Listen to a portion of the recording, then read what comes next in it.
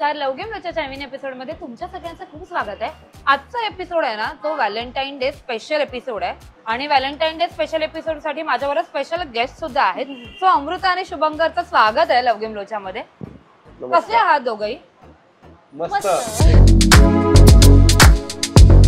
Valentine day प्रमाणे red red आणि matching असे टी शर्ट घालून आलात तुम्ही. म्हणजे काय आहे, कोणी कोणाला गिफ्ट केलंय, कोणाची आयडिया आहे, काय आहे? Mister lazy and what miss crazy, miss crazy असं काय, म्हणजे कोणाची आयडिया होती? सो आयडिया अमृताचीच आहे, एक्झिक्युशन पण तिचं आहे, तिचंच रिसर्च सर्वे सगळं तिचं आहे, फायनान्स माझा आहे. जाऊ दे. हा, ह्या गोष्टीवर मी म्हणजे फायनान्स इम्पॉर्टंट, राईट, फायनान्स महत्वाचं आहे म्हणजे का? पण म्हणजे तिचं आणि माझं कोलॅबोरेशन मध्ये एकमेकांना दिलेलं गिफ्ट आहे.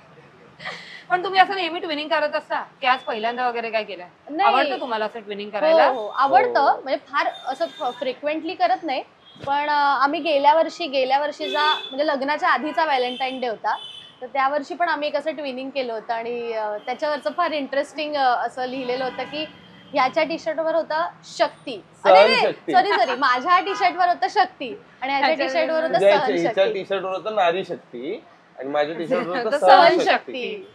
वाव, ही कोणाची आयडिया होती? आणि रीनाचा? अमृताचीच होती.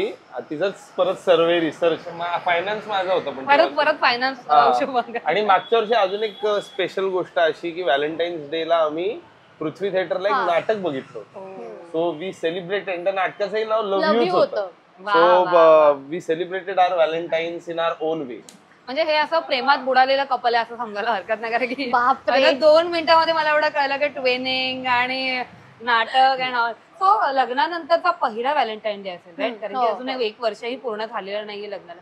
कसं सेलिब्रेट करणार आहे? काय आयडिया आहे?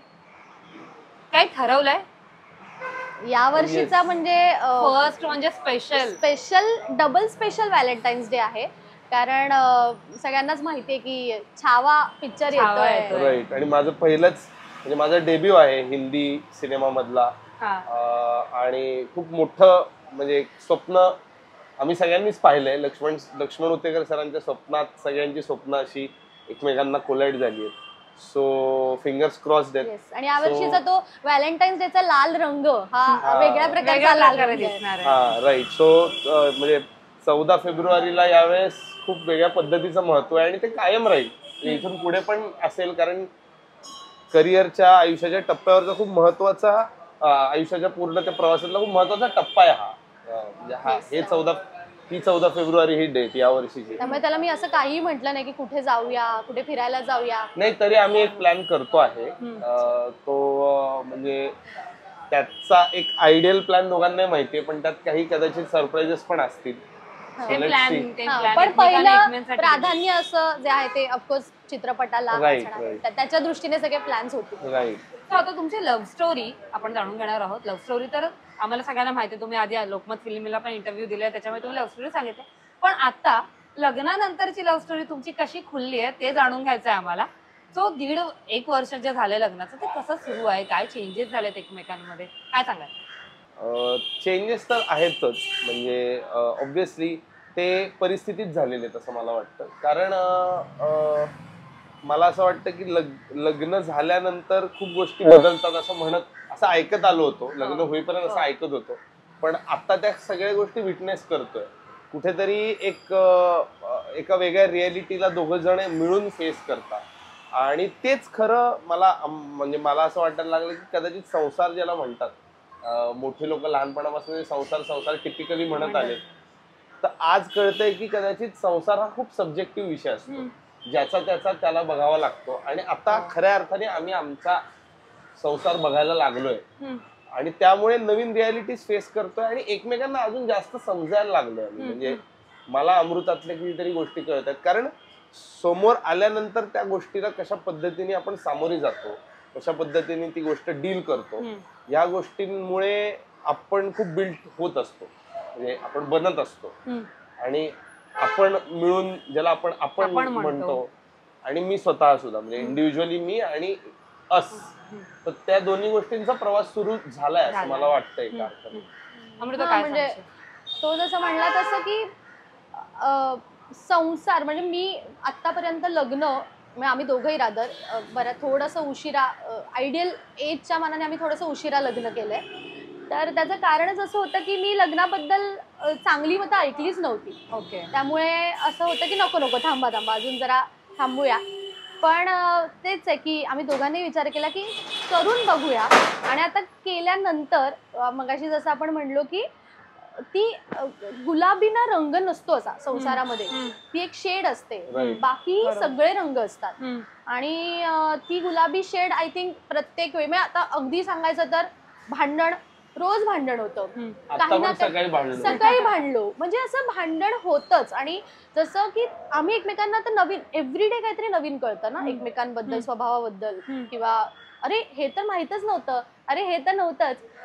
पण तेच आहे की त्याला ओव्हरकम करतोय. आणि जसं म्हटलं की अजून 1 वर्ष झालं नाहीये, त्यामुळे नवीन आहेत गोष्टी आणि तरी कोप अप करण्याचा प्रयत्न करतोय. आता तुम्ही एवढं सगळं म्हणताय, पण काही बदल जाणवलेत का तुम्हाला एकमेकांमध्ये ह्या काही 11 महिने किंवा 10 महिने जे काय झाले असेल त्याच्यामध्ये काही एकमेकांबद्दल बदल झाला? भरपूर. म्हणजे स्पेसिफिकली सांगायचं तर मी जिथे राहतो तिथनं मी कधीच बसनी प्रवास केला नव्हता. साधा बदल तो प्रवास मी करायला लागलोय. त्यानंतर आपल्याला आठवड्याला किती भाज्या लागतात आणि त्या भाज्यांसाठी म्हणून आपल्याला किती फंड्स बाजूला काढावे लागणार आहेत, आपला किराणा. आणि काय होतं ना, ह्या सगळ्या गोष्टींवर म्हणजे ह्या सगळ्यांची काळजी घेतली जायची. ह्या गोष्टींचा कधी कन्सर्न पडलाच नाही. बॅचलर जरी असलो, मी बॅचलर असताना पटकन काहीतरी एखादं ऍप उघडलं डिलिव्हरीचं आणि मागवलं, इतकं सिम्पल होतं. पण आता तसं राहिलं नाही. आता बजेटिंग, मनी बजेटिंग, टाइम बजेटिंग खूप इम्पॉर्टंट आहे.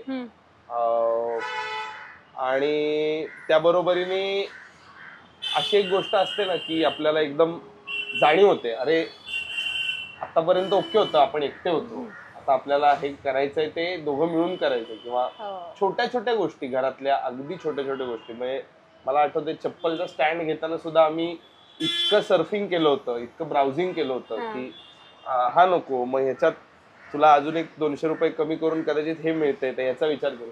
सो हे खूप हे शिकायला मिळतं. म्हणजे तुझ्या मताने काय बदल? मला म्हणशील तर खूप मोठा फरक हा झालाय. जसं म्हणजे मी मूळची मुंबईची आहे, तो पुण्याचा आहे. थोडंसं कसं आहे ना, टाइम म्हणजे घड्याळाच्या काटावर चालण्याची सवय असताना शुभंकरचं थोडंसं असं आहे की त्याला बऱ्याच गोष्टी निवांत करायला आवडतात. तर ती गोष्ट कुठेतरी मला माझ्यात जाणवते की मी तशी पर्सनली नाहीये. मला असं होतं की चला पटापट. पण त्याच्यासोबत राहून ती एक गोष्ट म्हणजे मी शिकण्याचा अजूनही प्रयत्न करतेय. आणि तो थोडासा फरक की ओके, थोडंसं त्याच्या वेळेने पण होणार आहेत गोष्टी, कधीतरी माझ्या याने फास्टही होतील, तर मी तोही करतोय. मी शिकतोय. मी पण जरी हे मिस्टर लेझी घातलं असलं तरी मी मिस्टर लेझी राहिलेलो नाही. मी पुण्याचा असलो, मी निवांतपणा मला आवडत असलं तरी पण मी मुंबईच्या स्पीडला अडॅप्ट केलंय. हे अमृताचं क्रेडिट आहे. म्हणजे अमृता सोबत माझं असोसिएशन झाल्यापासून, लग्नाच्या पण आधीपासून, म्हणजे कुठेतरी आम्ही रिलेशन मध्ये आल्यापासून आपण म्हणतो ना की गुणांचा आणि याचं शेअरिंग होतं, एक्सचेंज होतो. सो वेळेत पोहोचण्याचा प्रयत्न करणं. रादर आता मी एक रिसेंटली नाटक केलं, मला तर आठवत नाही त्याच्या कुठल्याच तालमीला मी उशिरा होतो. म्हणजे मी वेळेच्या आधीच होतो. रादर अमृतामुळे चेंज झालं असं म्हणाय. मला असं वाटतं की तो परत तेच आहे, तो दोघांचा चेंज आहे. म्हणजे त्याचं पण त्याच्यातलं खूप क्रेडिट आहे की त्याला वाटलं की मुळात ते चेंज. कारण तू मगाशी जसा प्रश्न विचारलास ना की काय बदल झाला, तर आम्ही मुळातच ऍक्टर असल्यामुळे ती गोडी गुलाबीची फेज लवकर संपत चालली आहे. कारण रियालिटी हिट होते सगळ्याच बाजूला.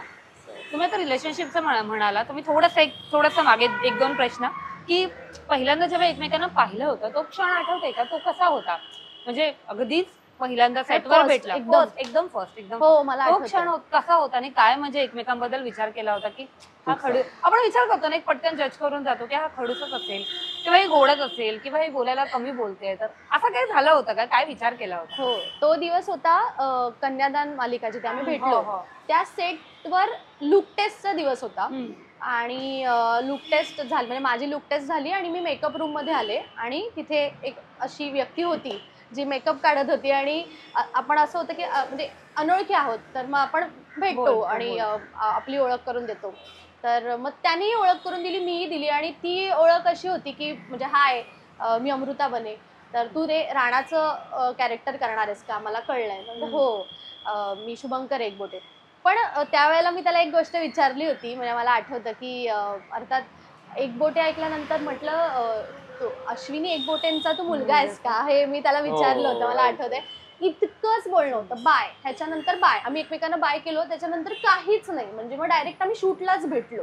ही मला त्याची मला त्याच्या पण आधी, हे तर झालं ग्रीन रूम मध्ये, त्याच्या आधी आम्ही डायरेक्ट जे एकमेकांना बघितलं तेव्हा हिचा लुक, म्हणजे ही थोडी आधी आली असल्यामुळे तिचा लुक झाला होता. आणि माझा इंडिव्हिज्युअल फोटो झाल्यानंतर आम्हाला डायरेक्टली म्हणजे पेअरिंगचे फोटोज काढून त्यांना चॅनलला पाठवायचे होते, पेअर्सचे. आमचे जे दिग्दर्शक होते वैभव चिंचाळकर, त्यांनी मला खूप धैर्य दिलं की पकड मागणं, पकड तिला, अरे बाबा तुझी बायको, त्यांना वाटलं तर पाहिजे की बायको आणि नवरा बायकोची जोडी वाटली पाहिजे ना. ऑकवर्डनेस होता, म्हणजे ऑकवर्डनेस होता जो दोघांची फर्स्ट मालिका होती, राईट? नाही, अच्छा, फर्स्ट मालिका नव्हती, पण जास्त काळ चालणारी आणि अर्थात आम्ही आता आयुष्याला कलाटणी देणारी मालिका कन्यादान, ज्याने तुम्हाला एकत्र आणलं. आणि तशी बघायला गेलं तर इव्हन जी कॅरेक्टर्स मिळाली होती आम्हाला, ती त्या गोष्टीच्या टाइमलाईन वरची महत्वाची, म्हणजे फाउंडेशनल कॅरेक्टर्स, तसं पहिलं काम होतं. पण पहिली मालिका नव्हती. तर मला ते आठवतं. मग त्यानंतर तो ग्रीन रूम मधला प्रसंग होता की जिथे तो एक पहिला आईस ब्रेक झाला इंट्रोडक्शनचा, हाय हॅलो वाला.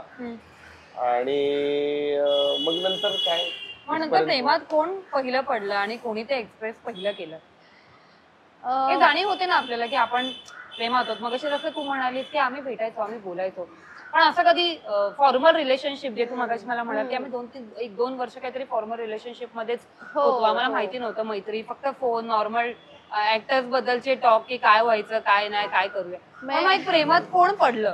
नाही, ह्याबद्दल मला एक किस्सा सांगायला आवडेल, जो आतापर्यंत आय थिंक आम्ही बराच म्हणजे सांगितलं नाही, कारण त्याची वेळच नाही कधी आली. मी जसं म्हटलं की घरातनं प्रयत्न होत होते की आता लग्नाचं बघा, पण आपलं असं होतं की नको नको, जरा थांबा, अजून सेटल होऊ दे, अजून सेटल होऊ दे. तर मला घरातून विचारलं होतं की शुभंकरचा का नाही विचार करत. ओके, त्यावेळेला असं उत्तर होतं की मला, आम्ही खूप छान फ्रेंड्स आहोत, आम्ही खूप छान कलिग्स आहोत, आम्ही छान म्हणजे को ऍक्टर्स. आमचं ते एक होतं की आम्ही सीन, आम्हाला एकमेकांबद्दल ते गिव्ह अँड टेक होतं.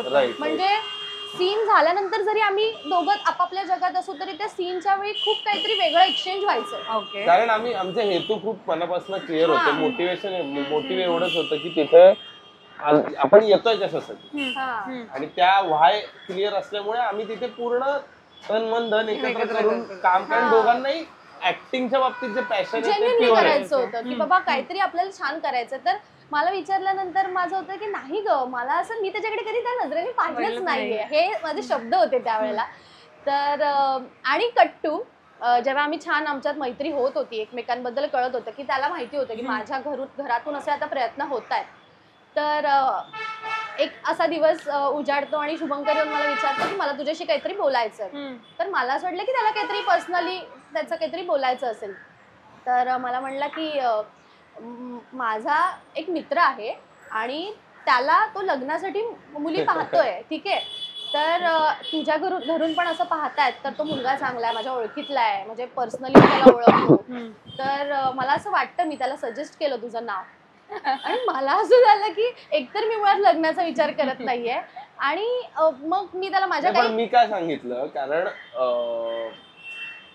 ती काही विशिष्ट ठिकाणाहून तिचं नाव नोंदवलं गेलंय आणि तिच्या घरचे बघतायत, हेच मॅट्रिमोनियल साईटवर शेअर करत होतो ना, अरे आज हा मुलगा आलाय रे, आता मी काय सांगू मम्मीला, हे मी त्याला असं सांगत होते की आता काय सांगू. सो ह्यावर आमच्या अशाच एक फ्रेंड्स म्हणून, कलिग्स म्हणून चर्चा झालेल्या होत्या. त्यामुळे मी तिला सांगितलं, कारण त्या मित्राला पण तेव्हा, म्हणजे तो मित्र पण त्या फेज मध्ये होता की आता त्याचंही लग्न झालंय, तोही छान खुश आहे त्याच्या पार्टनर सोबत. मला हे सांगायचं की ज्यांना ज्यांना हे तेव्हा वाटलं होतं की तुमचं आधीपासून काहीतरी होतं, तर हा खूप मोठा गैरसमज आहे की स्वतः शुभंकरने माझ्यासाठी स्थळ आणलं होतं.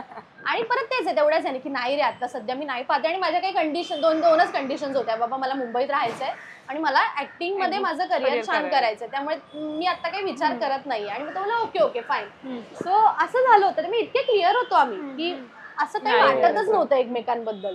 मग ते कधी हिट झालं दोघांपैकी कोणाला हिट झालं? हिट असं म्हणण्यापेक्षा आपण ह्याला गेलो होतो मलाच झालं.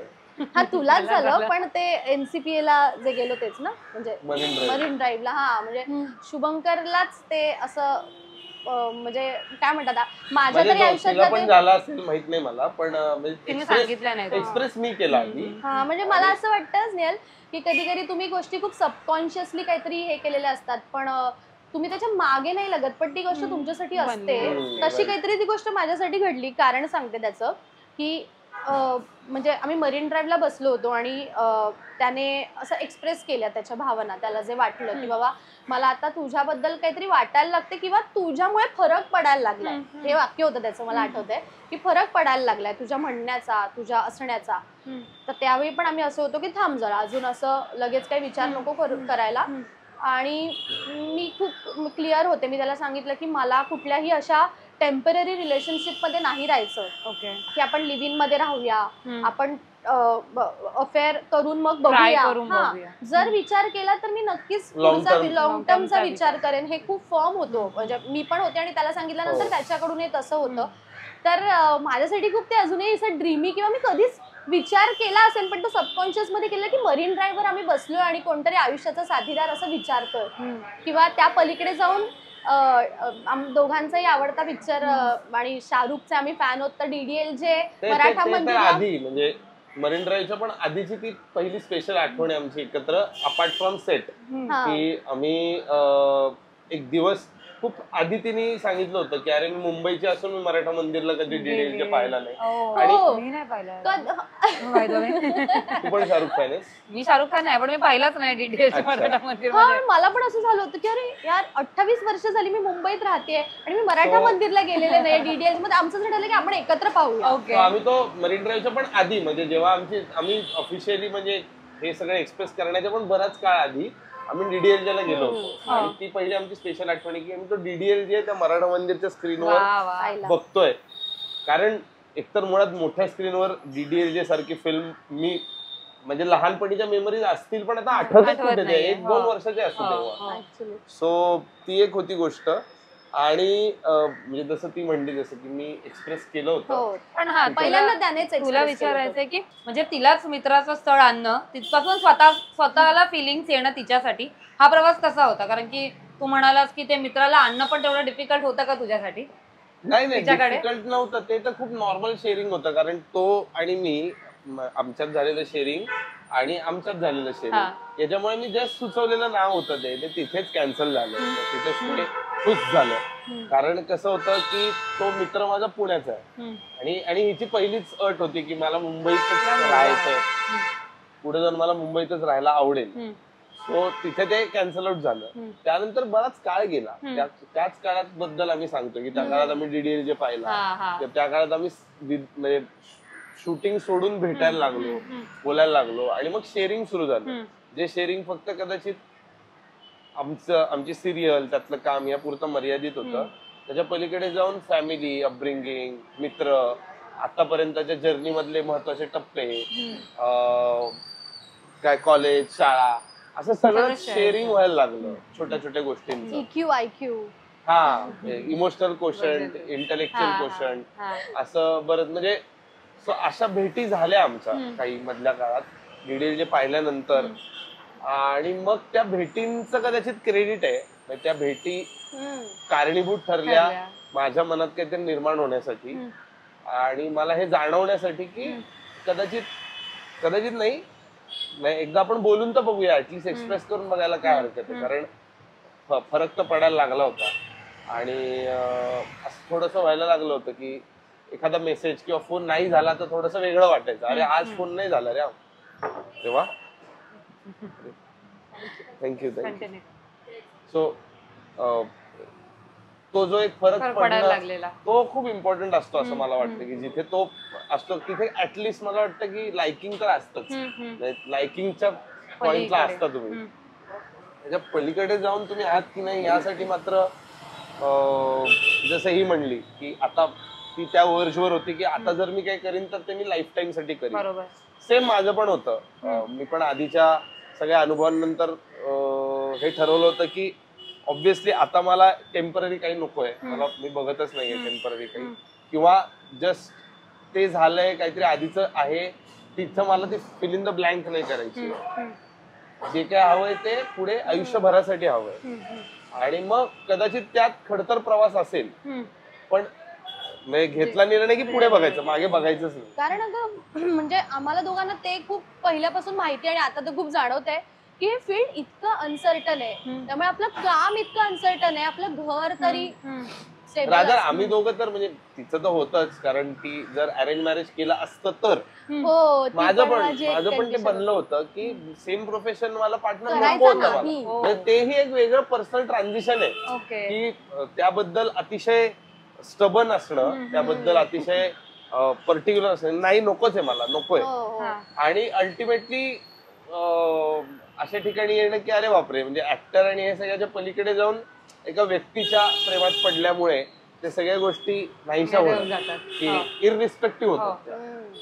पण तुझं असं काय ठरलेलं का की मरीन ड्राईव्हलाच प्रपोज करायचं, कारण की आजकाल प्रपोजल कुठे करणं हे पण जास्त इम्पॉर्टंट असतं. राईट. सो ते असं काय ठरवलेलं की नाही आज मी प्रपोज करतो कारण एनसीपीए ला चालू आहे, नाटक बघून मग प्रपोज करतो, असं काय ठरवलं होतं की त्या क्षणी विचार केलास आणि विचारलं? नाही बिलकुल नाही. मी त्याच्या मागे पण एक छोटी स्टोरी आहे. हिने मला तर बऱ्याचदा पर्सनली सांगितलंच होतं की मला मरीन ड्राईव्ह आवडतं, मला असं नुसतं जाऊन बसायला आवडतं.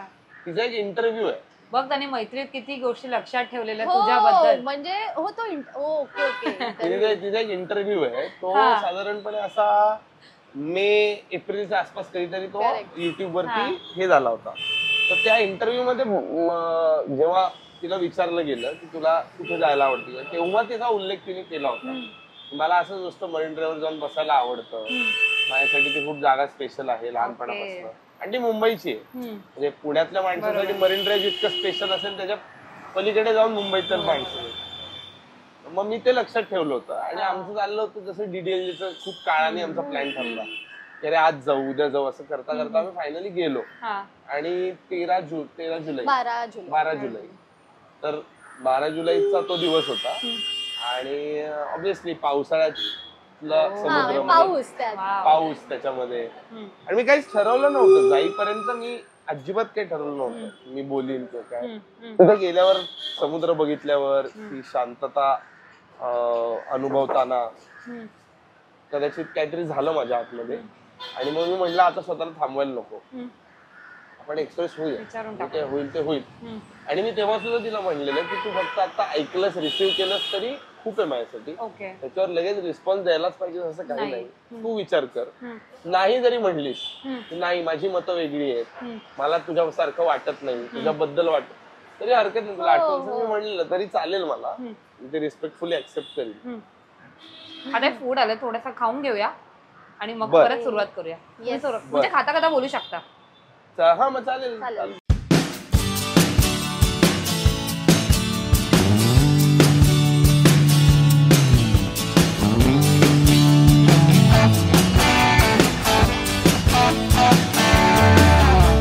तो आपण आता दादरच्या ब्रू हाऊस कॅफे मध्ये आहोत. त्यांनी असा खूप छान फूड आपल्याला, तर ते खात खातच आपण आता कंटिन्यू करूया पुढे इंटरव्ह्यू. सो मला विचारायचं, लग्नापर्यंत येऊन कसे ठेपलात आणि लग्नामधला कोणता आवडता क्षण आहे का जो आठवणीत राहण्यातला क्षण आहे? कारण की लग्न म्हटलं की ते आपल्यासाठी खूप स्पेशल असतं, लाईफ चेंजिंग मोमेंट असते. त्यातला काही एक आठवणारा क्षण आहे? मी सांगतो एक मला पटकन जो पॉपअप होतोय. थँक्यू. एक लग्न या विषयावर स्पेसिफिकली, म्हणजे अपार्ट फ्रॉम रिलेशन आणि हे, मला आठवतंय आमचं जेव्हा पहिल्यांदा हे सगळे घरी येणार होते, म्हणजे पहिल्यांदा हिची अख्खी फॅमिली पुण्याच्या आमच्या घरी येणार होती, तो क्षण मला, तो दिवस, ती संध्याकाळ मला खूप स्पेसिफिकली आठवते, ते कायम लक्षात राहील. आणि ऑब्व्हियसली मी मॅप वगैरे दिला होता, म्हणजे सगळं ऍड्रेस, मॅप, लोकेशन कसं पोचायचं सगळं. ही येऊन गेली होती घरी, पण हिला कसं अजून पुण्यातले रस्ते तितके नाहीये, तसं सेम माझं मुंबईत होतं. एका ठिकाणी मध्ये यांची कार, म्हणजे कारने येत होते, ती कार बंद पडली आणि एकदम पॅनिक क्रिएट झाला, पॅनिक मोड क्रिएट झाला की अरे कसं, कुठे इथनं कुठला रस्ता आहे, इथे समोर एक काही भिंत आहे माहिती माझ्या, नाही. मागे कचरा पेटी आहे, कळत नाहीये, इथे 2 डुकरं दिसत आहेत, मला काही कळत नाहीये. सो अशा लेवलला ते झालं होतं. आणि मग मी आणि माझा मामा जाऊन ते हो. सगळं रेस्क्यू ऑपरेशन गेलो. करून गाडी तिथेच Finally राहू दे. पोहोचलो. हा फायनली पोहोचलो. सो मला सांगायचं हे की म्हणजे पहिल्याच भेटीत अडचणी आल्या. आल्या असं होत्या. म्हणतात की जेव्हा अडचणी येत असतात तेव्हा ते खरंच काम चांगलं आणि लॉंग टर्म टिकतं असं मी Okay. ऐकलेलं आहे. जेव्हा एखाद्या कामात किंवा एखाद्या गोष्टीत अडथळे. पर्यंत पोहोचण्यासाठी खूप मध्ये मध्ये हर्डल्स येतात ना, तेव्हा जेव्हा केव्हा आपण ते पोहोचतो त्याची एकदा किंमत आणि जाणीव राहते आपल्याला आणि ती कायम टिकून राहते. आणि त्यानंतरचा एक क्षण मला आठवतो ते लग्नाच्या पिरियड मधला, हा. तो म्हणजे कार्यालय आणि हे सगळं मी पुण्यात डील करत होतो, राईट. कारण पुण्यात लग्न करायचं ठरलं आणि ही इथे होती. तर एका दिवशी मी अगदी 1 महिनाभर आधी कार्यालय, मग संगीत, मग संगीतचा सेटअप, मग तो कोणाबरोबर करायचं वगैरे हे सगळं करायला त्या कार्यालयावर गेलो होतो. आणि त्या दिवशी मला असं कळलं की अक्षता अलाउड नाहीये, कारण तांदळांचं वेस्टेज होतं आणि जे की करेक्टही असेल, पण मग फुलंही अलाउड नाही, फुलांच्या पाकळ्या पण नाही, कारण ते चिकट होतं, खराब वयस्कर होतं. लोक पडतात वगैरे वगैरे.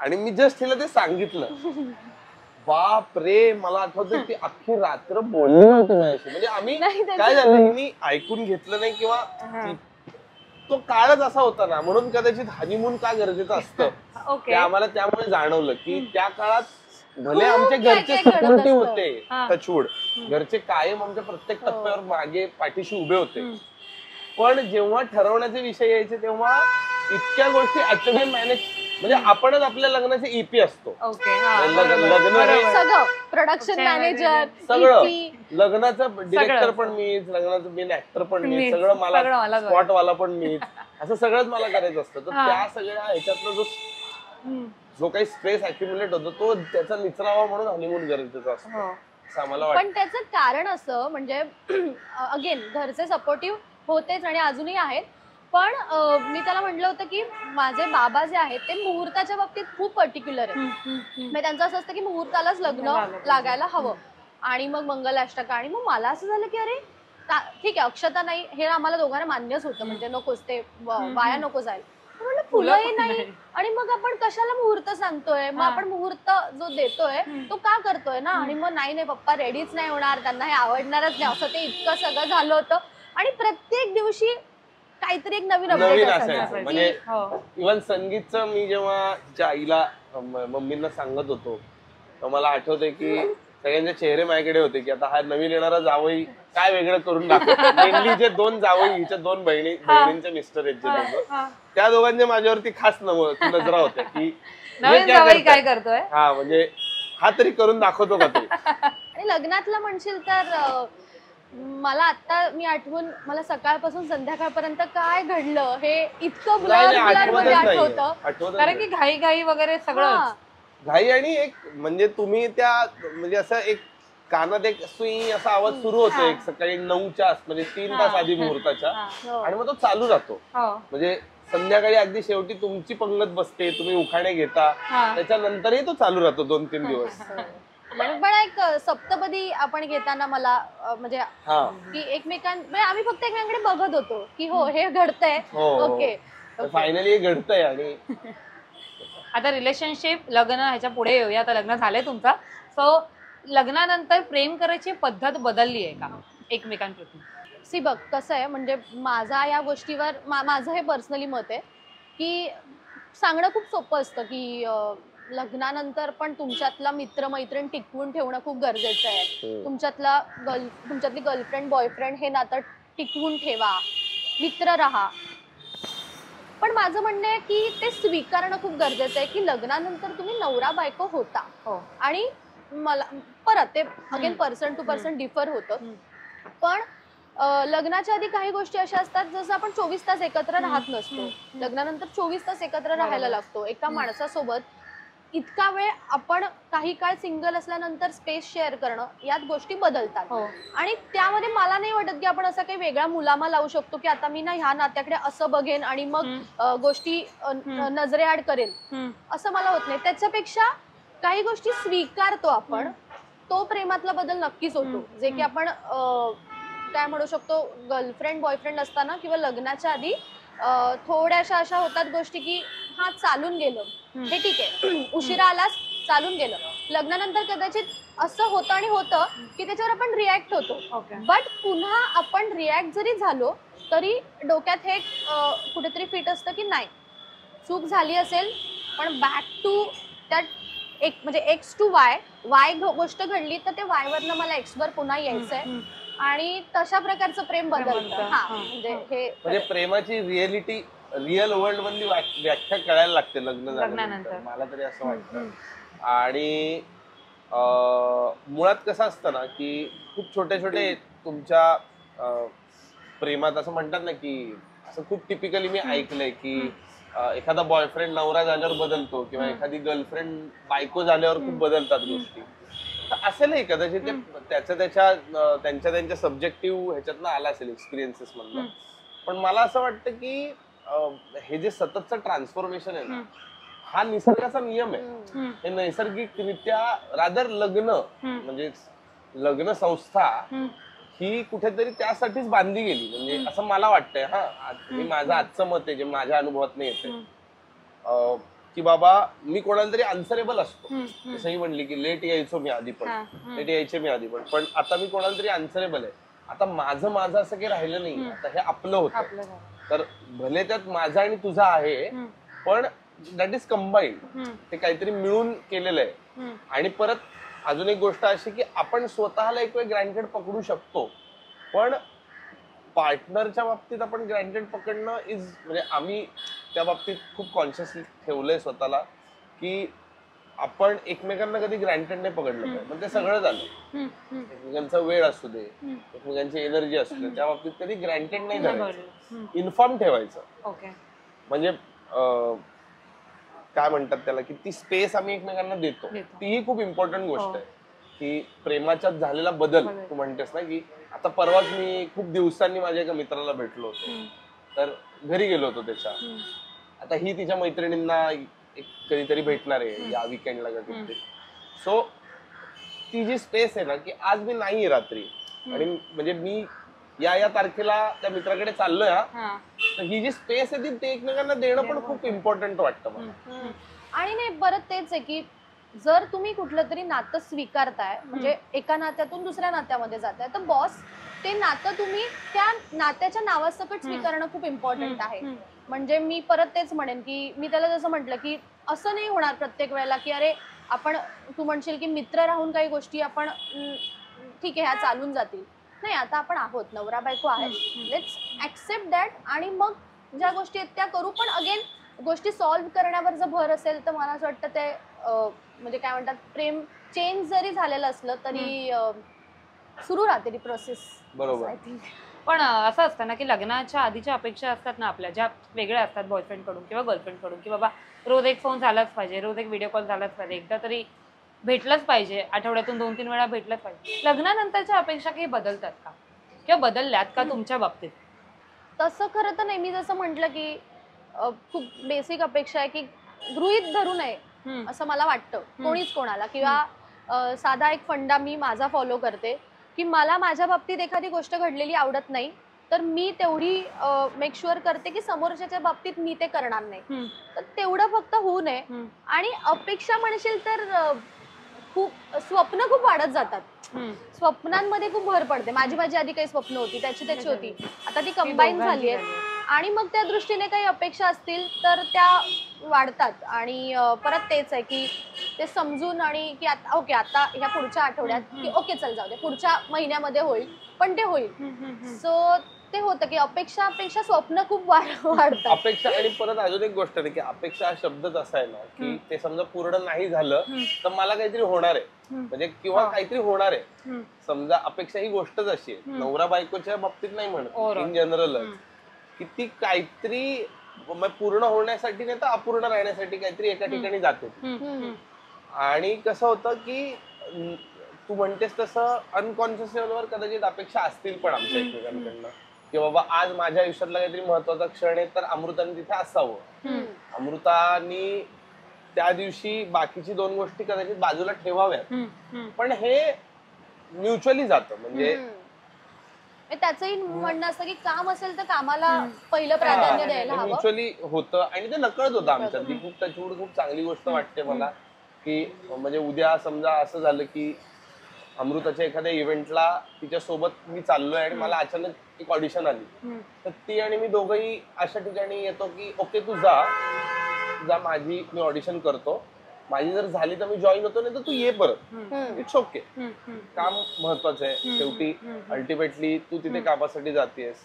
आज मला काही नसतं तर मी येणारच होतो वाईस वर्सा. एकमेकांना ग्रो होताना बघणं जास्त काय म्हणतात त्याच्यासारखं बेस्ट काही नाही. जे आमचं दोघांचं आहे की मुळात आम्ही दोघंही पहिल्यांदा आमच्यात चर्चा झाली होती की ह्या इंडस्ट्रीमध्ये आहोत, सुरुवात करायची, काहीतरी करून दाखवायचंय छान. ठीक आहे, काही गोष्टी असतील ज्या आता कॉम्प्रोमाइज कराव्या लागतील, तर त्या कॉम्प्रोमाइज खाली ती गोष्ट आम्ही सोडून देतो. पण लग्नानंतर असं असतं ना किंवा पार्टनरच्या एखाद्या गोष्टीची सवय आपल्याला पण लागते.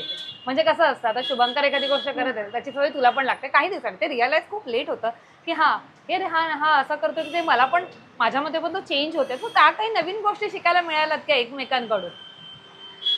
म्हणजे असं रिअलायझेशन झालंय का की शुभंकरच्या काही गोष्टी तुझ्याकडे ऑटोमॅटिकली आल्या, त्याने तुझ्या काही त्याच्याकडे ऑटोमॅटिकली झालं? वेळेत जाणं, वेळेत पोहोचण्यासाठी प्रयत्न करणं हे माझ्यात ऑटोमॅटिक अमृताकडनं आलं असावं. कम्युनिकेशनच्या बाबतीत आमच्यात मला नोटीस झालेली एक गोष्ट आहे, म्हणजे माझी बोलण्याची सवय आहे 1 मिनिट असं.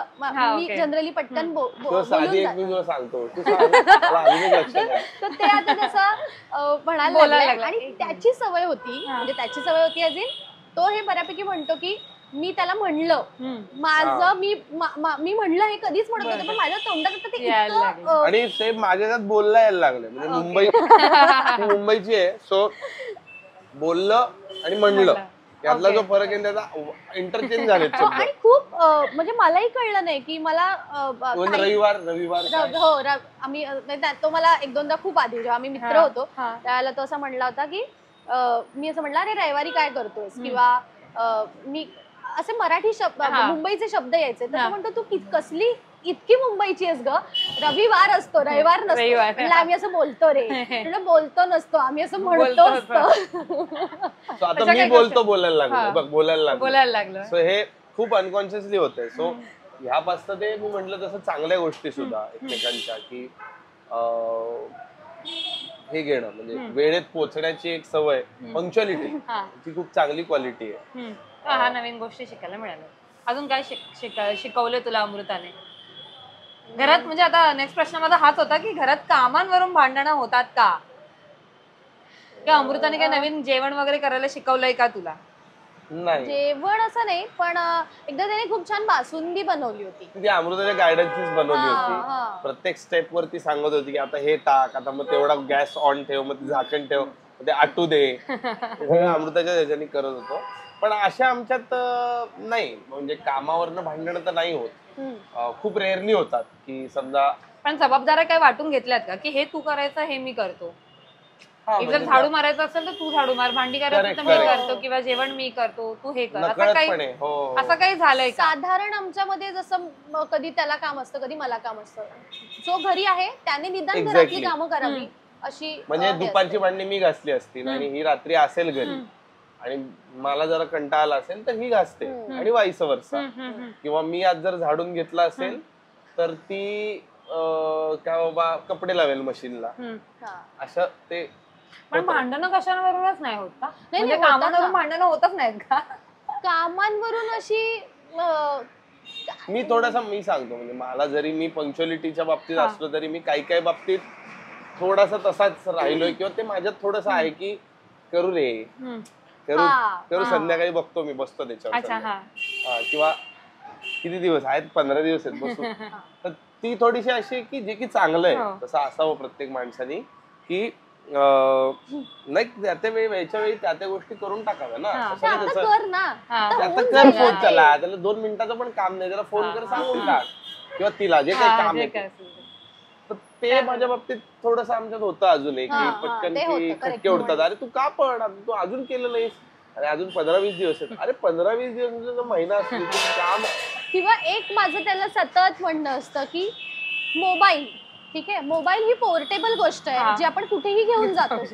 जर आपल्याला एखादा फोन करायचा, मी असं म्हणत नाही फार महत्वाचा असेल तर तो शांत ठिकाणीच करावा, पण हे तू मोबाईलवर खाली बोलत जाऊनही करू शकतोस. त्याचसाठी आपण मोबाईल इन्व्हेंट झालाय, तर त्यासाठी थांबायची काय गरज आहे. आणि मग त्याचं असं असतं की नाही मी हा फोन करणार, मी इथे थांबणार, म्हणजे त्यामध्ये तो एक 15-20 मिनिटं घालवणार. आणि मला असं होतं माझा प्रॉब्लेम हा आहे ना की आता मी काहीतरी करता करता बोलायला म्हणजे नाही जमत. एका पॉईंट नंतर मी काही बोलीन त्या माणसाला, किंवा तो काय बोललाय मला लक्षात राहणार नाही. मी त्याला परत फोन करीन की काय म्हणलं रे तू, जरा इथे जिम मध्ये सेट मारत होतो, काय म्हणलास परत सांग.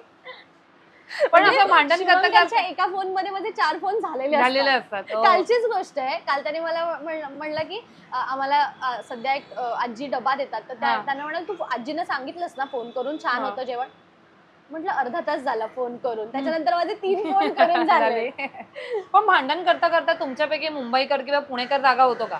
तुझ्यातला पुणेकर हिच्यातला मुंबईकर असं जागा होता का? तो नकळतपणे होतो, बोलत नाही आम्ही. कसा होतो म्हणजे मला जाणून, आता मला माहितच नाही. हेच की ती मुळात भांडणच तिथलं होतं ना की मी थोडस कदाचित निवांत करू रे, बघू रे आरामात. आणि हिच्यातला मुंबईकर कसा होतो?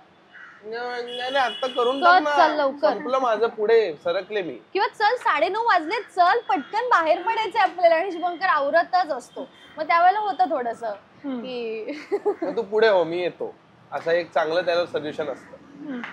मी पोचतो बरोबर. पण आता एका वर्षात दोघांना एकमेकांचा सपोर्ट कसा लाभलाय? 1 वर्ष होत आले लग्नाला, तर त्या 1 वर्षांमध्ये किंवा 10 महिन्यांमध्ये तुम्हाला कसा सपोर्ट लागला एकमेकांचा? लागला म्हणजे सपोर्टची गरज पडली का सपोर्ट मिळालाय? अर्थात म्हणजे आता आपण हा अख्खा इंटरव्ह्यू ज्या म्हणजे जी काही गप्पा मारतोय त्याचं मुळात हे प्रत्येक प्रश्न त्या गोष्टीशी कनेक्टेड वाटतो मला. सपोर्ट आहे म्हणूनच आहे. म्हणजे आज इथे आम्ही हे एक्सप्रेस करू शकतोय. कदाचित तुम्ही आमचाच हा आपल्याच टीम बरोबर केलेला काय ते लग्नाच्या आधीचा एंगेजमेंट झाली होती तेव्हा आमची, तेव्हाच इंटरव्ह्यू बघितला आणि आता पाहिलं तर एखाद्या प्रेक्षकाला एकदम तो ट्रान्झिशनच जाणवेल, जे की करेक्ट आहे, जे आम्ही जगतोय. सो सपोर्ट आहेच आणि ते कॉम्प्लिमेंटिंगच आहे. म्हणजे ते इट्स लाईक ते म्हणजे स्विच बोर्ड आणि स्विच सारखंच झालेलं आहे ते. आणि चांगली गोष्ट आहे म्हणजे की आमच्यासाठी माझ्यासाठी ते ब्लेसिंग आहे, ती गोष्ट आहे. आणि मी मगाशी म्हणलं तसं की मी कोणाला तरी आन्सरेबल आहे, ह्याच्यामुळे येणारं जे डिसिप्लिन आहे माझं लाईफ मधलं, किंवा ह्याच्यामुळे एक काहीतरी चौकट बांधली गेली लाईफला, आयुष्याला, ती गरजेची आहे. नाहीतर मी मग काय सडापटिंग करूच शकतो काही, पण त्या चौकटीमुळे कदाचित माझी जिथे मी माझे पोटेन्शियल आहे ऍक्च्युअल, ते पोटेन्शियल मला त्याची जाणीव होतीये. हा म्हणजे तो जसं त्याने आता सांगितलं, जसं की सपोर्ट स्पेशली म्हणायचं झालं तर आपण जेव्हा एकत्र राहायला लागतो तसे आपल्याला वीकनेस पण कळतात आणि स्ट्रेंथ पण कळतं. तर तसं त्यात तो प्रत्येक वेळेला की हे तू खूप चांगल्या पद्धतीने करू शकतेस, किंवा हा तुझा थोडासा काय म्हणतात थोडासा तुला आणखीन त्याच्यामध्ये चांगलं तू काहीतरी करण्याचं आहे, तर तिथे त्याचं नक्कीच होतं. जो स्टार्टिंग पासून होतो. म्हणजे मी जसं म्हटलं की आम्ही मुळातच नवरा बायकोच काम करत होतो, त्यामुळे खूप सीन्स आम्ही एकत्र केले. त्यामुळे तेव्हापासून त्याची एक सवय आहे की कुठलाही सीन झाल्यानंतर तो अर्थात मला नाही, प्रत्येक को ऍक्टरला विचारतो तो की जे मिळायचं होतं ते मिळालंय ना तुला या सीन मधनं, म्हणजे तुला रेसिप्रोकेट होता येईल असं मिळालंय ना. तर त्याची खूप ती चांगली सवय आहे.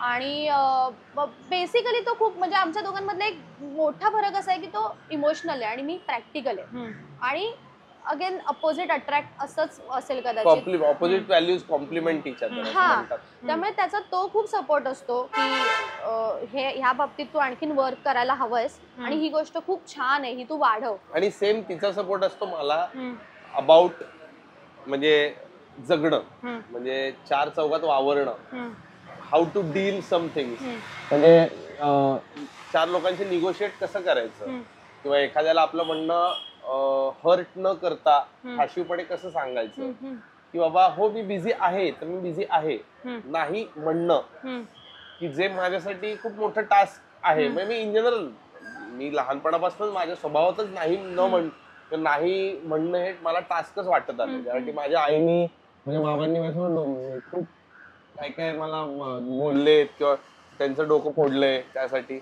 आता मी आज अशा क्षेत्रात आल्यामुळे मला कदाचित आणि अमृतासारखी पार्टनर मिळाल्यामुळे कदाचित मला ते कळायला लागले की how it is important to say no. तुम्हाला कदाचित म्हणावं लागेल नाही, कारण तुम्ही सगळं नाही करू शकत. म्हणजे ऍट अ टाइम कसं करणार तुम्ही, माणूस आहात, एकच आयुष्य मिळालंय, घड्याळ सगळ्यांचं एकाच काट्यावर चालतंय, तुम्हाला सगळं कसं करता येईल त्यात. आणि बेस्ट म्हणजे मला असं वाटतं की चांगला सपोर्ट हा लिस्नर, तो खूप चांगला लिस्नर आहे, तो खूप चांगलं ऐकून घेतो. पुढे पटतंय की नाही हे त्याचं असेल मत, पण तो निदान ऐकून घेतो. मी त्याच्याकडे ऐक ना, तर त्या ऐकण्याच्या वरती हा बोल हे म्हणणं पण खूप इम्पॉर्टंट असतं. तर तो खूप मोठा सपोर्ट आहे. बाकी तर नंतर सगळं घडत जातं. सो मला आता नेक्स्ट प्रश्न या लव्ह स्टोरी मधला असा, तो लव्ह स्टोरीच्या रिलेटेड नाही पण तुमच्या फ्युचर प्लॅनच्या रिलेटेड आहे. सध्या आम्ही आता तुला बघणार आहोत छावा चित्रपटामध्ये, त्याच्याबद्दल आम्हाला सांगशील की ओव्हरऑल एक्सपिरियन्स कसा होता तुझा तिकडे काम करण्याचा? लक्ष्मण उतेकरांबरोबर काम केलंय, विकी कौशल बरोबर काम करण्याचा एक्सपिरियन्स ओव्हरऑल कसा होता तुझा? खूपच ग्रेट एक्सपिरियन्स होता, लाईफ टाईम मेमोरेबल एक्सपिरियन्स असेल. आणि मी जसं मगाशी सुरुवातीला पण म्हणलो तसं लक्ष्मण उतेकर सरांनी एक स्वप्न बघितलं, ज्या स्वप्नाला आम्ही सगळेजण म्हणजे नकळतपणे जोडले गेलो आणि आम्ही सगळ्यांनी मिळून ते बघितलेलं स्वप्न आहे. मी खरं सांगतो, मी स्वतःला खूप भाग्यवान समजतो की मी त्यात सरसेनापती धनाजी जाधव ही भूमिका करतो, की मला त्या पूर्ण एकतर त्या चित्रपटाचा भाग होता आलं, त्या पूर्ण टीमचा भाग होता आलं, आणि ही भूमिका मला अशा ठिकाणी करता आली की जिथे ती आता जगात पोचणार आहे, पूर्ण जगभर ती पोचणार आहे. आणि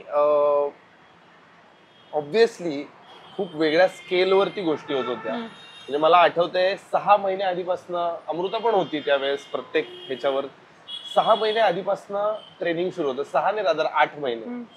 मग ते कास्टिंग, पहिली ऑडिशन मला आठवते, त्या ऑडिशनच्या वेळेस केलेली मी तयारी आठवते. मी कॉलेजमध्ये असताना छावा कादंबरी वाचली होती, त्यानंतर बराच काळ गेला होता, त्यामुळे मी ती रिव्हिजन करण्यासाठी त्याची एक ऑडिओ बुक ऐकली.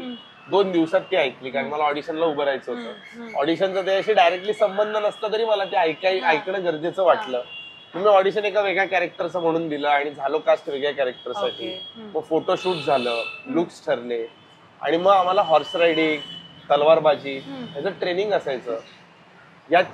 त्या ट्रेनिंगच्या काळात कळत होतं की ओके, हे साधं काम नाहीये किंवा ह्याच्यासाठी खूप मेहनत आहे, हे एका रात्रीत येणारी गोष्ट नाहीये, ह्याच्यासाठी रोज रोज जाऊन तिथे आपल्याला आपली तलवारला धार करावी लागणार आहे. म्हणजे रोज तेच करत राहावं लागेल, तेव्हा कुठेतरी ते स्क्रीनवर चांगलं दिसेल, कारण अल्टिमेटली इट्स फॉर कॅमेरा, म्हणजे त्याच्या पलीकडे आपण जाऊ नाही शकत. ते करताना असं जाणवलं की जर हे इतकं टफ वाटतंय, मेहनतीचं वाटतंय, तर खरे जे योद्धे होते, जे आपले मराठी मावळे होते, सरदार होते, ते काय म्हणजे काय रक्ताचे बनले असतील, ते काय मांसाचे बनले असतील, काय असेल त्यांचं, काय खात असतील ते. का कदाचित आज मी खूप एका चांगल्या वातावरणात, एका म्हणजे भारतासारख्या देशात, महाराष्ट्रात खूप चांगल्या कुटुंबात जन्माला आलो, तर ते जे प्रिव्हिलेज मला मिळालंय, त्या प्रिव्हिलेजची जाणीव झाली की अरे आपण खूपच लकी होती यार. आपल्याला म्हणजे आपले झगडेच वेगळे आहेत, आपल्याला कधी तो म्हणजे आपल्या मातीसाठी म्हणून सगळं घरदार कुटुंब पणाला लावून गेला मोहिमेवर, कधी येणार माहित नाही, येणार की नाही तेही माहित नाही. म्हणजे आज एक फोन नाही लागला तरी टेन्शन येतं. आम्ही तोच म्हणतो की त्यावेळेला मेसेज पोचला नाही, डिलिव्हर नाही झाला व्हॉट्सअपवर तरी टेन्शन येतं. इथे तर तेव्हा तर जायचे ते म्हणजे ते कुटुंबाला किंवा त्या घरदाराला सगळं, म्हणजे त्या कुटुंबाचं पण किती ते गट्स किंवा ते काय, ते सुद्धा लोक कशी बनली असतील की स्वराज्यासाठी सगळं. आणि संभाजी महाराजांचं व्यक्तिमत्व, म्हणजे त्यांचं व्यक्तिमत्व, अर्थात शिवाजी महाराज, मला असं वाटतं की शिवाजी महाराज हे ऍडमिनिस्ट्रेटर होते, म्हणजे खरा राजा, आणि संभाजी महाराज म्हणजे खरं छावा. म्हणजे जसं लक्ष्मण सर किंवा विकी विकी सर म्हणतात की ते म्हणजे काही करताना म्हणजे त्याचं नाचणं पण वाघासारखं छाव्यासारखं, त्यांचं वो नाचे तो शेर, वो दौडे तो शेर, वो लढे तो शेर, तर तसेच होते, ऍक्च्युअल तसे होते. म्हणजे ज्या पद्धतीने त्यांनी कमी काळात, पण त्यांना खूप कमी काळ लाभला, पण त्या कमी काळात सुद्धा ज्या पद्धतीने त्यांनी त्यांचं एम्पायर ग्रो केलं, आपलं मराठा साम्राज्य. आम्ही कितीतरी वेळा बोलतो की एक गोष्ट काय होतं, बलिदान जेव्हा त्यांनी बलिदान त्यागलं स्वतःचं शरीर, काय होतं, काय म्हणत होता औरंगजेब की तू धर्म हे कर म्हणजे स्वीकार, आणि अगदी सहज शक्य होतं शक्य होतं ना, कशाला ते वेदना हे करायचं काय. पण नाही, आज आपण कितीतरी गोष्टी बदलल्या असत्या. आम्ही कितीतरी वेळा बोलतो की आज आपण सुद्धा म्हणजे या स्वराज्यात हे सगळंच पाहू शकलो नसतो कदाचित. किती लांबचा विचार होता. सो हे म्हणजे खूप मोठं ब्लेसिंग आहे माझ्यासाठी. आणि आता शूटिंगच्या अनुभवाबद्दल सांगायचं झालं तर अप्रतिम लेवलचं एक्झिक्युशन आहे, अप्रतिम लेवलचं एक्झिक्युशन होतं. छोट्या छोट्या बारीक बारीक गोष्टींमध्ये आम्हाला प्रत्येक टप्प्यावर लक्ष्मण सरांनी सांगितलं होतं की तुला जर उद्या, मला आठवतंय शूटिंग सुरू व्हायच्या आधी त्यांनी मला बोलवलं होतं, प्रत्येक ऍक्टरला बोलवत होते ते जे या अशा रोल मध्ये होते. ते म्हणत होते की तुला जर उद्या वाटलं ना की हे वाक्य सर मला असं घेऊन बघायचंय, तुझा पहिला सिनेमा आहे हिंदी मधला, तुझ्यासमोर एकदम काही मोठी नावं, मोठी लोक ज्यांना तू आतापर्यंत लहानपणापासून पडद्यावर पाहिलंय ती येतील, तू घाबरू नको, तू बिलकुल घाबरू नको, मला बाजूला ने आणि मला सांग की मला हे अशा पद्धतीने करून बघायचे सर, काही हरकत नाही, तुला मी फ्रीडम देईन, कर तू बिंदास. हे फ्रीडम सिनेमाचं शूटिंग सुरू व्हायच्या आधीच. आणि मी खरंच हॅट्स ऑफ त्या माणसाला की एवढे शांत कसे राहतात ते, इतके शांत, साधे, खरे, मनापासून जे आत येते बाहेर. असे खूप अवघड आहे म्हणजे आज आपल्या या क्षेत्रामध्ये असा माणूस सापडणंच अवघड आहे असं मला वाटतं. आणि एवढा तामझाम 2,500-3,000 हजाराचा क्राऊड सेटवर त्या युद्धात, त्या रणरणत्या उन्हात काम करतोय. कितीतरी ऍक्शन टीम मधली मुलं, म्हणजे तेव्हा मला आठवते रमजानचा महिना होता आणि त्या काळात ती मुलं जी आहेत ऍक्शन टीम मधली, ते रोजे होते त्यांचे, तरीही ते म्हणजे मला आठवते मी त्यांना म्हटलं रिहर्सल करे का भाई, हा करेंगे ना सर.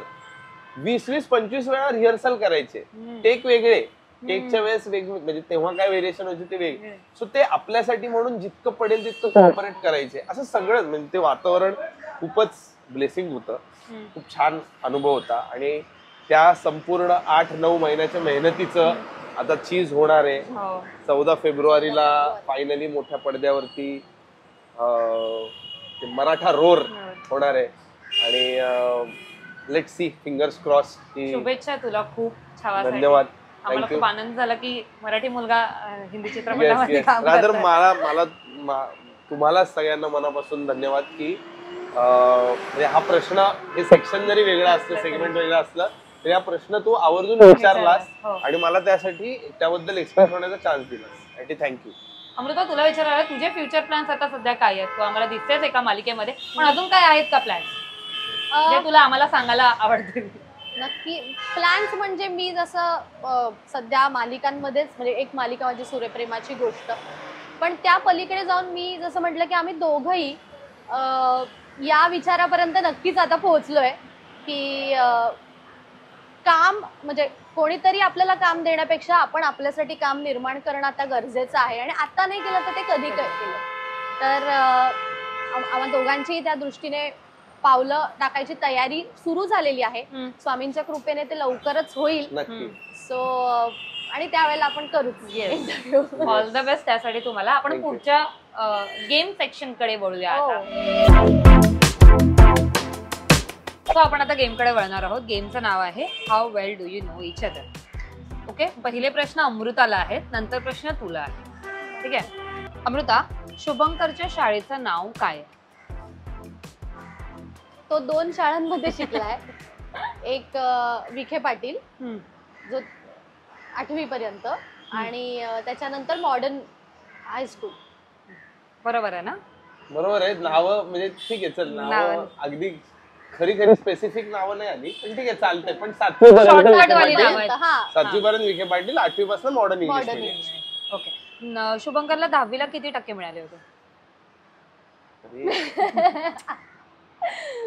मला आठवतच नाही त्याने मला हे सांगितलंय कधी. हे सांगितलंय पर्पजली नाही सांगितलं. सांगितलंय अंदाज लावते अंदाज. अंदाज लावते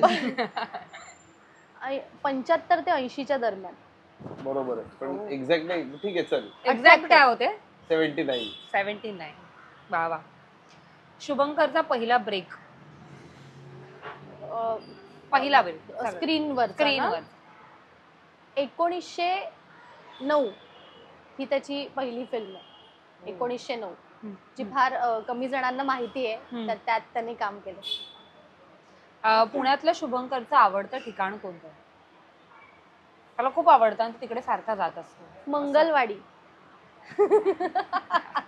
बरोबर आहे. बरोबर. मलाही आमच्या एंगेजमेंटलाच कळलं ते. मला पण माहिती नव्हतं. त्याच्या मित्रांकडून कळलं. तू कधी गेलीस तिकडे? गेले असं छान तिथे खायला आणि खूप काय काय मिळतं. ओके. शुभंकरला असा स्वतःचाच रोल जो खूप आवडलाय, खूप म्हणजे त्याच्या प्रेमात आहे तो. प्रेमात म्हणजे आतापर्यंतचा? आतापर्यंत मंत्रमधलं त्याचं काम कदाचित. सगळे बरोबर उत्तर दिली. नाही असं काही नाहीये. बाकी पण याला पुढे इव्हन मला चौक मधलं पण माझं काम आवडतं. पण चिठ्ठी मधलं आवडतं. बरोबर. आता शुभंकरला प्रश्न आहे. बापरे. मुंबईतलं अमृताचं आवडतं ठिकाण? Marine lines. मला पण कळलं एवढं इंटरव्ह्यू मध्ये. मी दुसरा आठवत होतो आधी पण मग म्हणलं सेफ ऑप्शनच असू दे. अमृताने लग्नात तुझ्यासाठी कोणता उखाणा घेतला होता? म्हणजे जो ओव्हरऑल लग्नात घेतला होता तो उखाणा कोणता होता? आठवत नाही मला. थांब मी सांगतो तुला. पटकन असं एकदम बॉम्ब पडला माझ्यावर. एवढे उखाणे घेतले खूप घेतले तिने आणि ती खूप क्रिएटिव्ह आहे या बाबतीत माझ्यापेक्षा. एखादा चला ते एवढ्यांपैकी एखादा बोलून ऐकून दाखव. नाही आठवत. अमृता गेलं तूच माझ्यासाठी. मी पण खूप घेतले होते का त्यामुळे एक मला आठवतोय तो जेवून जायचं काय होतं? हा जेवून जायचं ते तोच आठवतोय मला की सगळ्यांनी जेवून जायचं हे लास्ट होतं. म्हणजे असे ऑन द स्पॉट क्रिएट केलेले होते की बनवलेलेच होते जे क्रिएटेड घ्यायचे होते पाठांतर? ऑन द स्पॉट वाले होते. ही भारी आहे त्या बाबतीत. मी माझे क्रिएटेड होते. माझ्या वडिलांनी पाठांतर करून ठेवलेले. मामानी. हो बोल. मी अमृताच्या ब्रशचा कलर कोणता आहे? लेटेस्ट ब्रशचा कलर लेटेस्ट पर्पल. अमृताचा आवडता सिनेमा पॅराडिसो. शेवटचा.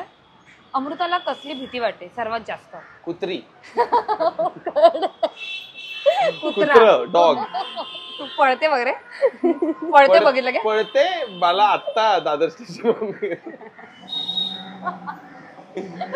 ते एका पॉइंटला मला सांगायला थांब त्याला जाऊ दे पुढे मग जाऊ आपण. अगं ते पायाशी येत होतं आणि मला असं गर्दी आहे ना तर उगाच त्याला पाय लागेल आणि म्हणून मला भीती वाटत होती. बरोबर. मग अदरवाईज तू नाही घाबरत?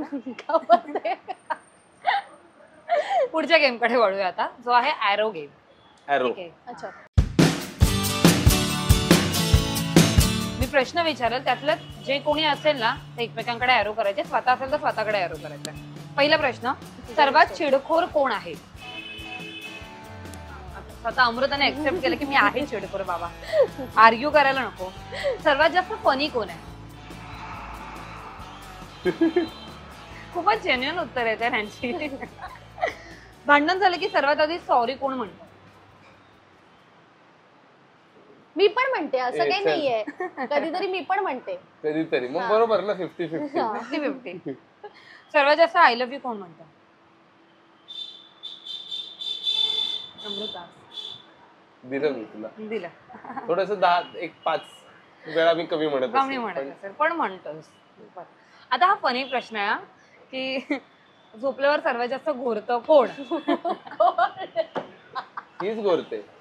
मी घोरतो पण माझ्यापेक्षा भारी घोरतो. अमृताने त्याचा प्रॉब्लेम असा आहे की त्याला झोप येत नाही त्यावेळेला. मी झोपत असताना कोणी घोरत असलं ना तुम्हाला झोप येत नाही. मी पण घोरतो पण माझं घोरणं ओके. तिच्या घोरण्यापेक्षा कमी आहे. मी सगळं विकून झोपते त्यामुळे मला माहितच नसतं की हा घोरत असतो किंवा नाही. त्यामुळे मी घोरते. I accept. सर्वात जास्त रोमॅन्टिक कोण आहे? म्हणजे रोमॅन्टिक डेट्स वगैरे प्लॅन करायचं. ए मृता मी पण आहे ग. मी कोण आहे ग? हा तो करतोच पण म्हणजे मला जास्त आवडतं करायला, तर मी खूप एन्जॉय करते असं. म्हणजे तू असं रोमॅन्टिक वाईज खूप विचार ठीक आहे, करते. चल. नाही, नाही, असं दिलं काही नाही. दिलं घेऊन टाक. शेवटचा प्रश्न आहे, सर्वात जास्त फिल्मी कोण आहे? हो, कशा प्रकारे म्हणजे? सगळ्याच प्रकारे. सगळ्याच बाबतीत, सगळ्याच. म्हणजे अशी गाणी वगैरे म्हणत असतो, डायलॉग्स वगैरे म्हणजे तो म्हणत. रेल्वे स्टेशनवर पण आता ट्रेन पकडतानाही तो काहीतरी एखादा सीन करू शकतो किंवा काही करू शकतो आणि 4 लोक बघतील "ए, थांब जरा, ट्रेन आल्यानंतर पण काहीतरी तिथे एवढं? करेल, स्टंट करेल, काही करू शकतो फिल्मी. फिल्मी. वा वा वा. सो हा गेम झालेला आहे. पुढच्या सेगमेंट कडे सो आता पुढच्या सेगमेंट कडे वळलो आपण, ज्याचं नाव आहे लोचा. सो तुमच्या आयुष्यात असं काही नाव लोच्यावरून कळलं असेल तुम्हाला की आयुष्यात असा मेजर लोचा झालाय का काही, तर तुम्हाला आम्हाला आवर्जून सांगावसा वाटेल. मेजर लोचा. फजिती. फजिती असं नाही आठवत आहे मला, पण येस जसं तो म्हणाला की हनीमून पिरियड जो असतो तो अर्थातच म्हणजे कितीही कपल्स एकमेकांना ओळखणारे असतील तरी तो काळ असतो की ज्यात सगळं आपण स्वतःच डील करत असतो आणि जेव्हा तुम्ही भारताबाहेर असता तेव्हा तर त्या आणखीन गोष्टी खूप वेगळ्या लेवलला हिट होतात. आम्हाला आठवतंय की आम्ही क्रूजमध्ये होतो आणि क्रूजमधून आता लँडवर जाणार होतो. असं गेलेलं व्हिएतनामला गेलो होतो आम्ही आणि क्रूजवरून आम्हाला एक बोट जी आहे ती लँडवर पोहोचवणार होती आणि शुभंकर त्याच्या वस्तूंच्या बाबतीत काही असू दे, ते अगदी छोट्यातली छोटी बॅग असू दे तर मोठी बॅग असू दे, आपण सगळेच असतो, पण शुभंकर त्याच्या वस्तूंच्या बाबतीत खूप खूप हे पॉझेसिव्ह आहे, पर्टिक्युलर पॉझेसिव्ह. त्याला तिथेच ठेवलेली आवडते, मग त्याला तसंच त्याच्या बॅगेला कुठूनही त्याला त्याची बॅग दिसू शकते, कोण काय करतंय का असं. आणि आम्ही असे ह्या क्रूजमध्ये होतो आणि पुढच्या ह्याच्यात आमचं सामान नेत होते आणि आम्हाला असं लक्षात आलं की एका पॉईंट नंतर ती बोट आहे ती कुठेतरी दुसरीकडे चालली आणि त्या दुसऱ्या पॅसेंजर्सच्या पण बॅग्स आहेत त्याच्यात. आणि एक मोमेंट असा आला की आम्हाला कळलं की शुभंकरची बॅग एका दुसऱ्या बसमधनं गेली आणि ती आता एअरपोर्टवर जाणार आहे बस. बापरे. म्हणजे काय झालं, जी छोटी बोट असते ना जी तुम्हाला ने आणि करत असते, त्यांनी जसं येत होतो तसं मला लांब दिसल्या आमच्या बॅगा, त्यात एक बॅग मिसिंग होती, बाकी सगळ्या होत्या. तर मला झालं की गेली बॅग, तर ही मला म्हणते अरे असेल रे, थांब ते ठेवत असतील अजून. नाही गेली, मी सांगतो ना तुला. आणि आम्ही म्हणजे लिटरली आम्ही असे पोहोचलो त्या कोस्टला, म्हणजे त्या ह्याच्यापाशी, आणि आमच्या समोर एक बस गेली. आमच्या बरोबरचे असलेले प्रवासी वेगळे ते का ग्रुप टूर वर होते, समोर गेले. म्हणजे गेली बॅग अमृता आणि धावलो. आणि असंही नाही ग, आपण मुंबईत किंवा भारतात होतो, व्हिएतनाम मध्ये त्यांना ती भाषाच म्हणजे इंग्लिशच त्यांना मुळात कळायला वेळ लागतो तिथल्या लोकल. व्हिएतनाम मध्ये सांगणं हेच खूप मोठं टास्क होता आणि आम्ही तो अक्षरशः एवढा रेस्टलेस झाला, म्हटलं अरे थांब मिळेल बॅग. ती बॅग मिळेपर्यंत मग फोनाफोनी ह्या त्या सगळं झाल्यानंतर जेव्हा म्हणजे एक वेळ मी हरवले असते तरी चाललं असतं त्याला, पण ती बॅग त्याला मिळलं. सो मला लक्षात राहिलं आणि खूप असा तो रेस्टलेस झाला होता तेव्हा. रेस्टलेस वरनं मला एक लोचा नाही म्हणणार मी, पण माझी फजिती झाली होती हिच्यामुळे. ती अशी मला आठवते, रिसेंटच आहे.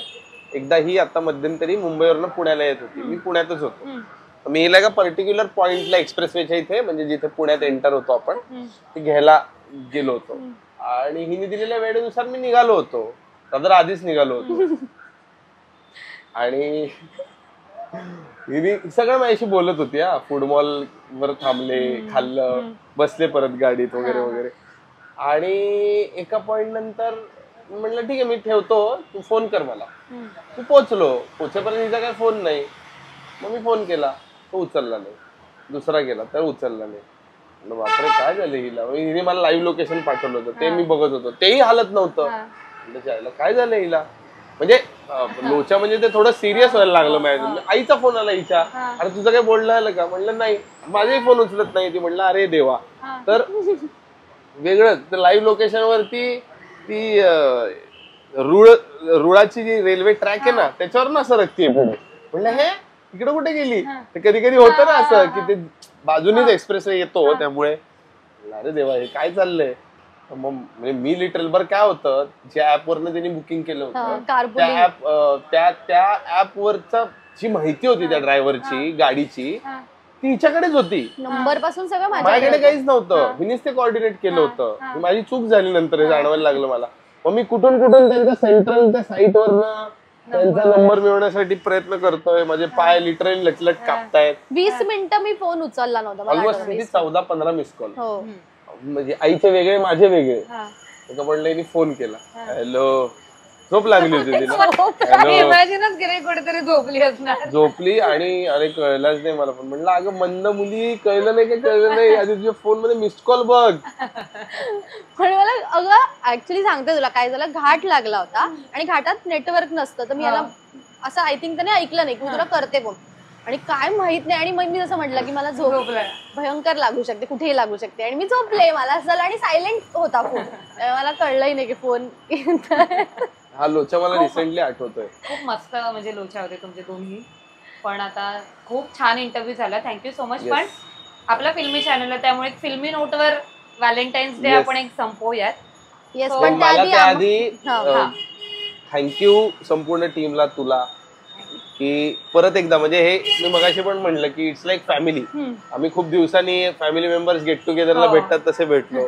कारण लग्नाच्या आधीपासून लोकमत फिल्मीची संपूर्ण टीम आमच्या दोघांच्या जोडीबद्दल वेगवेगळे इंटरव्ह्यूज करणे किंवा लग्नाच्या काळात ते सगळं कव्हर केलं होतं. साक्षीदार आहे.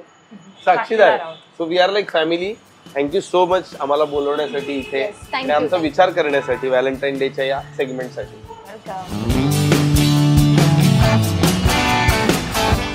सो फिल्मी नोटवर एंड करायचा म्हणजे मी 2 रोजेस आणलेत, आणि तू मगाशी म्हणाला जसं की तू खूप फिल्मी आहेस. सो आज तुझा फिल्मीपणा तू अमृता समोर दाखवत, आणि आज अमृता थोडस तूही फिल्मी हो. अच्छा, हो का? बापरे. All yours. तिकडे बघ ना, बघ तर तिकडे. तिकडे बघ ग तू. काय हे? तो त्याच्या पद्धतीने फिल्मी होतो.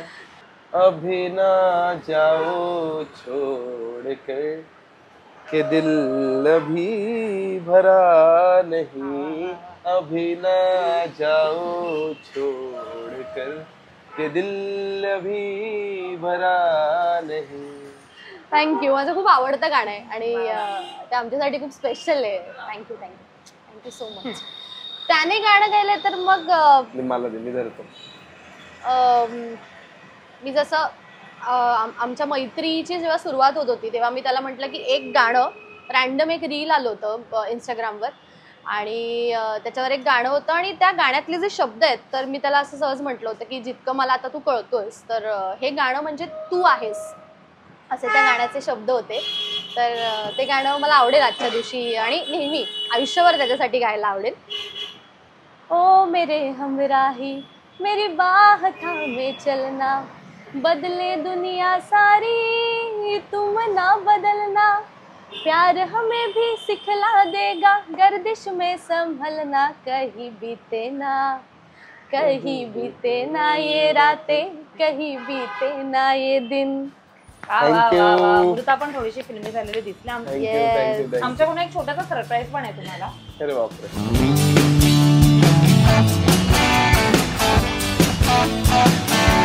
तो केक आहे, कापून सेलिब्रेशन करूया थोडंसं, आणि काय वाटलं तर तुम्ही दोघं जण एकमेकांबद्दल बोलू शकता. मी गाणं गायलोच, पण गाण्याचे बोल असे आहेत, अभी ना जाओ छोडकर. मी म्हणतो कभी ना जाओ छोडकर, आणि खरंच मनापासून म्हणतो कभी भी ना जाओ छोडकर, दिल कभी भरेगा नाही. वा वा वा. खूप काय म्हणतात, ऑकवर्ड नाही म्हणणार मी, पण वेगळा मोमेंट आहे. काही असं बोलावं असं वाटण्यापेक्षा एवढंच मी काय म्हणतात ना, एक छोटीशी अपेक्षा आहे माझी की प्रत्येक व्हॅलेंटाईन डेला काय म्हणू शकतो आपण, असेच आम्ही असू. आणि अगेन तेच की आमची जी काही स्वप्न आहेत ती आम्हाला एकत्र पूर्ण करायची. सो लेट्स म्हणजे मॅनिफेस्टिंग दॅट. आणि तो नेहमी सोबत हवाय. Same. Happy Valentine's to you. Happy Valentine's to dear Ambu. Be my Valentine forever. Yes, forever, everything. Everything. वा वा वा. खूप छान आहे केक. खूप छान. वा वा. मस्त. थांब एक मिनिट. स्नेहल को तो बनता है. येस, मग काय खूप संपूर्ण छान टीमला आम्हाला- रादर. येस, खूप छान आम्हाला बोलतं केलं. येस, आणि छान प्रश्न होते, खूप Exactly. इंटरेस्टिंग प्रश्न होते. आणि म्हणजे असं असतं ना की सगळे असं म्हणतात की लग्नानंतर प्रेम संपतं, पण लग्नानंतरची लव्ह स्टोरी. सो हे सेगमेंट किंवा हा खरं प्रेम episode- सुरू होतं आणि जिथे खरं तर सो थँक्यू लोकमत सगळ्यांना. फिल्मीच्या सगळ्या टीमला, स्नेहल तुला सुद्धा थँक्यू तुम्हाला थँक्यू सो मच. थँक्यू.